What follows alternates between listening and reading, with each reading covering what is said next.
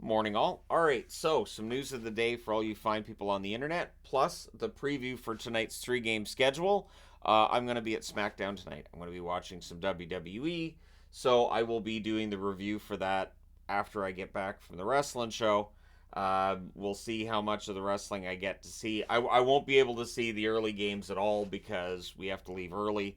It is over an hour for us to get to Rogers from our place, and since the show starts at 4:45, that leaves us in kind of a tough position to watch a game that starts at 4, other than writing down who the starting goaltenders are.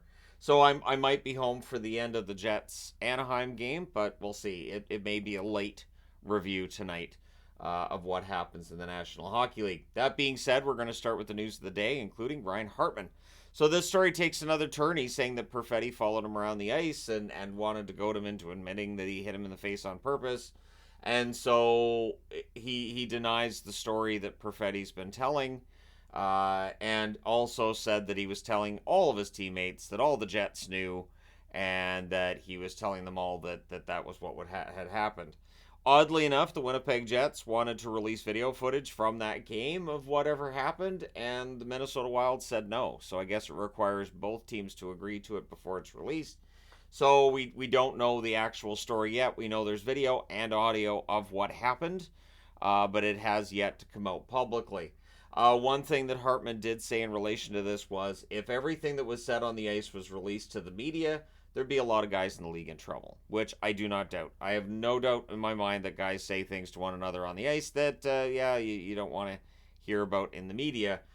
He also said he knew that Perfetti was wearing a microphone, so why would he say that to a guy who he knows is wearing a microphone? We'll see if anything further takes place. Remember, Minnesota and Winnipeg don't play each other again until March. Minnesota has fallen off now. All the injuries they've had, plus the coach's bump, seems to have stopped for them. So, really, for Minnesota, they need to focus on getting their energy towards making the playoffs and everything, and not having their season fall by the wayside. But at any rate, that's where we're at with the Hartman story. Tune in tomorrow for As the Microphone Turns, or however you want to put it, and we'll see what happens next. So, bronze medal game today between Czechia and Finland. Czechia scores 6 straight goals and beats Finland 8-5 for the bronze medal.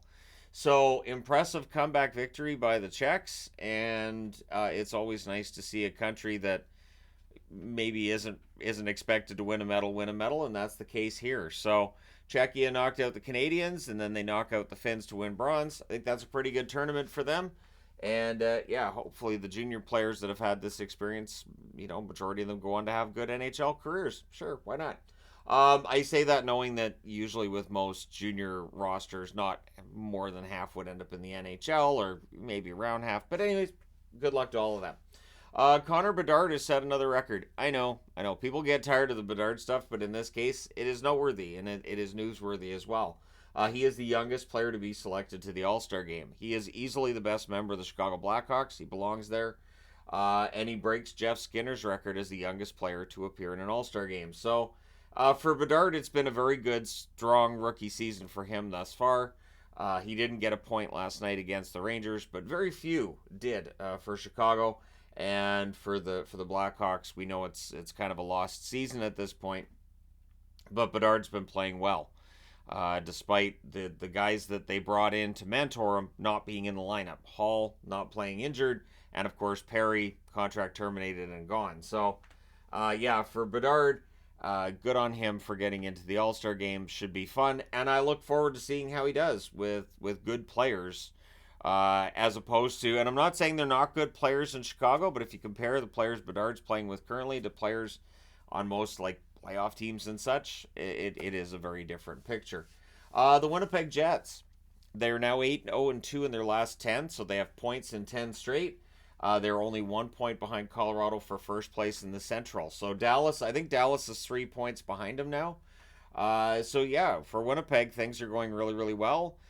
Good point streak for them. Things are going less well for the team they beat last night. For the San Jose Sharks, they're now 0-10 in their last 10 games. So, that means it's video time. and they are 20 points out of a playoff spot. I know when they started winning games for a while there, they were within 10 points of the playoffs. Those days are done, and there's virtually zero chance at this point of this team rallying and putting together some kind of a streak that gets them into the playoffs or playoff contention, as they only have 9 wins so far, and we're almost halfway through the season. So for the San Jose Sharks, moves are going to get made soon. We'll see who ends up staying, who ends up going. But since it's 10 losses in a row, by the channel's rules, which I set myself, and I could change, but I'm not going to, the 10-game losing streak gets its own video, so look for that later on today. The Seattle Kraken with 6 straight wins. They are now 8-0-2 in their last 10 as well, and they're the number 2 wild card in the West ahead of the Arizona Coyotes. Yes, the Coyotes have games in hand on Seattle, as most teams do, but the fact that Seattle's gotten into a playoff spot and the Coyotes have lost their last couple of games in regulation, that spot's open. That spot's absolutely open, and so Seattle jumps into that position.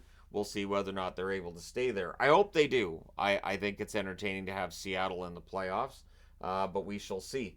So tonight, 3 games in the NHL, 2 starting at 7 Eastern, 4 Pacific, 1 starting 3 hours later. So 7 Eastern, 4 Pacific start between Chicago and New Jersey. Chicago, 11-25-2 overall. New Jersey, 20-14-2, and they're back into a playoff spot in the East.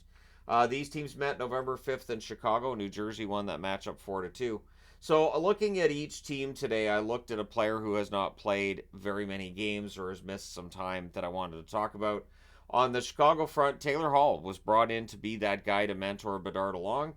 He, of course, suffered a season-ending injury. I want to say season-ending injury. 10 games, 2 goals, 2 assists, 4 points, all that Hall produced.